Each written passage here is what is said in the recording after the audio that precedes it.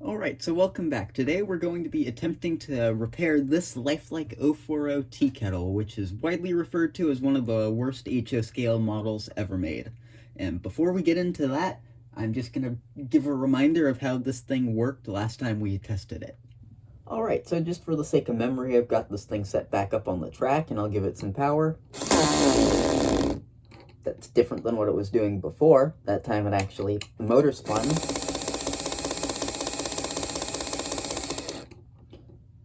So it's doing something. It does definitely sound like there's a broken gear, but the engine, you can tell, I'm not going to do that. Well, the engine, as you can tell, isn't moving, so let's get to work on the thing. Alright, so let's get to work. I've got part of the broken gear here, for at least one of them. So I'm just going to start by trying to get this shell off, and there will probably have to be a lot of off-camera glue-up work, just to get this thing fixed, because I don't think a lot of you are just gonna want to watch me, well, as I should say, just holding the gear together, waiting for glue to dry. So I will, at the very least, get the shell off and get that out of the way. Then I will use this, and I will unscrew this plate. There's one screw here. I'm actually going to have to get a different screwdriver. It's quite stripped, and I'm also going to replace that with something as well. So I'll be back once I get a screwdriver that will work for these. Alright, so it took a second, but I found a screwdriver that can get this plate off. We'll start with the good screw.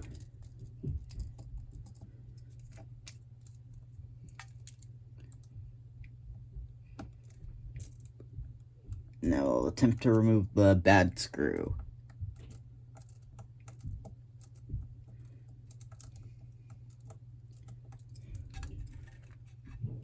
I think what I'm going to have to do is start by removing these wheel sets, and you can see in here there's some cracked gears. Then I believe I can just push. It's not fully what I wanted to remove, but oh well. I think I can just remove this and set that aside for a while, and I can get to work attempting to repair some of these gears. So I'm going to, well, I think I'm going to start by pulling this all apart and at least trying to clean some of this stuff off, because this is kind of covered in old grease. So I'll clean up a little bit, and then I will just start cleaning off some of these parts. Alright, so I got my workspace mostly organized, so now I can get to work cleaning off, at the very least, some of these gears. Don't know if it'll matter all that much, but I think getting some of this debris and dirt and old grease off of here would probably help with me having to glue some of these gears back in place. I'm gonna go deal with something quickly, and then I will be back in a second. Alright, now that that's quickly dealt with, I can get back to cleaning off these gears.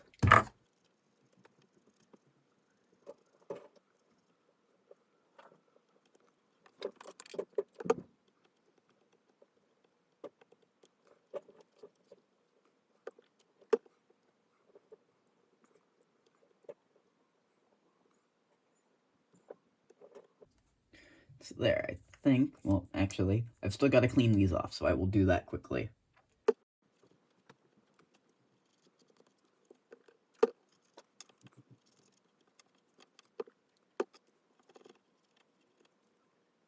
Alright, so there. Now I think I can let some of this dry, and then I will come back with my solution and get to work on gluing these up, which I'll probably do off camera and then return when I'm done.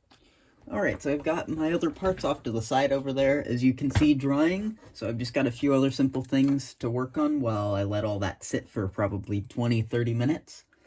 So I'm just going to start by cleaning off this little cylinder thing, because I noticed there was a little bit of dirt on there. And then after this, I'm going to move to cleaning off the worm gear of the engine, and then also going in and cleaning up the commutator and whatnot in there, and just giving everything in here some fresh oil, just so I don't have to worry about it later.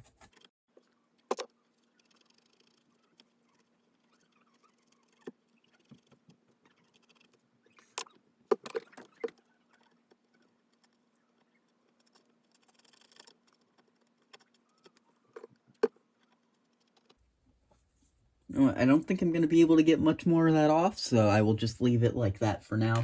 It won't be too much of a big deal, just something I wanted to clean off while I had time. Now I'm just going to work on cleaning off this frame and the worm gear a little bit.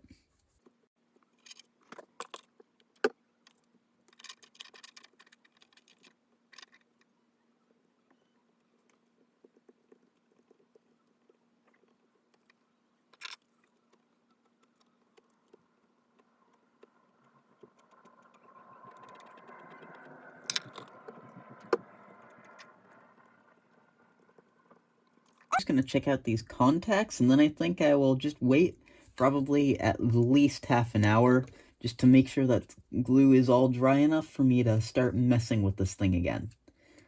So I will let this all sit for quite some time, clean up a little bit, work on another video, and then I will come back in quite some time. So this is a little bit of an update. What I've done has quite dramatically changed on this thing. What was happening is that I did try and make the chassis work, and all the gears split again, another shredded, and didn't have anything that would work. So I was going to scrap the whole thing, but I remembered I had this chassis of a Model Power 040 laying around, and just decided for fun to see if it would fit. And despite the wheels looking a bit off, it does actually fit. So what I still need to do is install a light, and then I need to put a longer coupler on the rear here, and I think I will have a decent engine.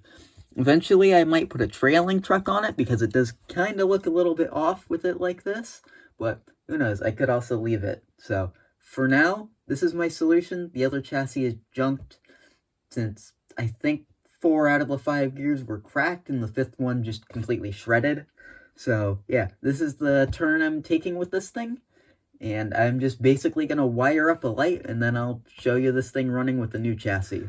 Alright, so I've got a light wired up, and before I go and show you how this thing runs, and I'm assuming it'll run perfectly fine, because last time I ran it with a different shell that I don't have anymore, it worked great. And basically, even I'm not perfect at fixing things, so that thing was a failure, but I improvised, and I got something that worked, and that's what's great about this. So you might not agree that it's fixing it or whatever, but to me, I now have a working engine, when before I just had a chassis and a broken engine. So I'll show you how this thing runs, and hopefully the light works. So I've got the Model Power and Life Like Tea Kettle all set up on the track, so here. And as you can tell, it runs perfectly fine. And the headlight does indeed work. This model does also have KDs on it too, so I can pull a lot of my more modern rolling stock with the thing if I wanted to. So hey, I've wanted to have a tea kettle for a while, and to have one that works is a lot better than one that's completely stock. So, thanks for watching, and if you want to, go check out another video.